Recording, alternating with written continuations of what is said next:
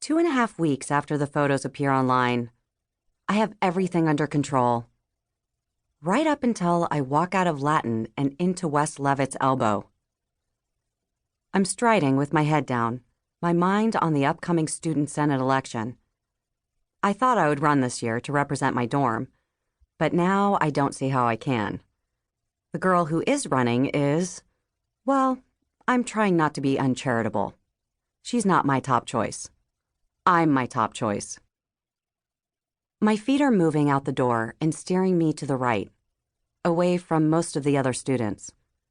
I used to go to the left, but Nate has macroeconomics in the classroom next to mine, and I don't want to run into him. I started going right instead and then detouring around the outside of the building to head toward the dining hall for lunch. Today, though, my path isn't empty. The hallway is crowded, heaving and alive. But since I've got my head down, I don't notice until I crash into some random person's back. The bag I'm carrying gets knocked out of my arms and onto the floor. I go to pick it up, saying sorry, noticing just how many legs are in this hall, starting to wonder what's going on. I'm still trying to figure it out when I stand back up and get nailed in the nose. I'm not aware in the moment that it's a body part that strikes me or who it belongs to.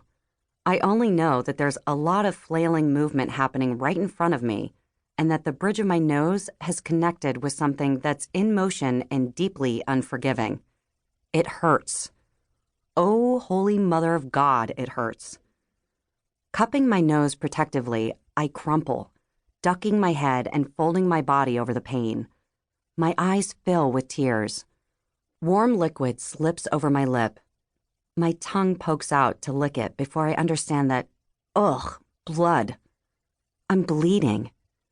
Then it's coating my mouth, warm all over my chin, and I don't even care because my nose won't stop exploding. I've never been hit in the face before. It is distressingly awful.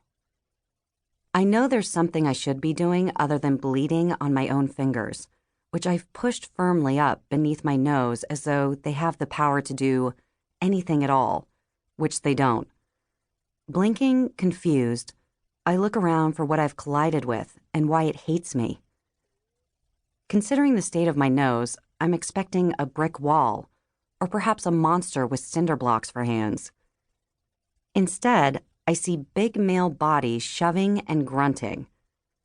There's space all around them, but I've breached it, which is probably why I got nailed in the face, and which also puts me in a perfect position to see the punch coming.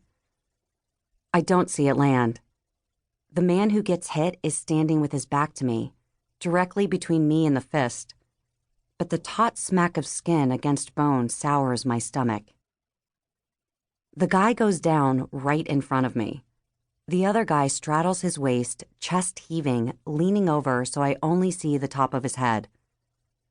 He looks like he's ready to take another swing, and I really don't want him to because this is all so primitive and brutal that I'm not sure I can stand it. Then there's this terrible noise. This high-pitched, reedy, gasping noise, and the guy on top looks right at me. Oh, God. I made the noise. That was me, that wheezy scream.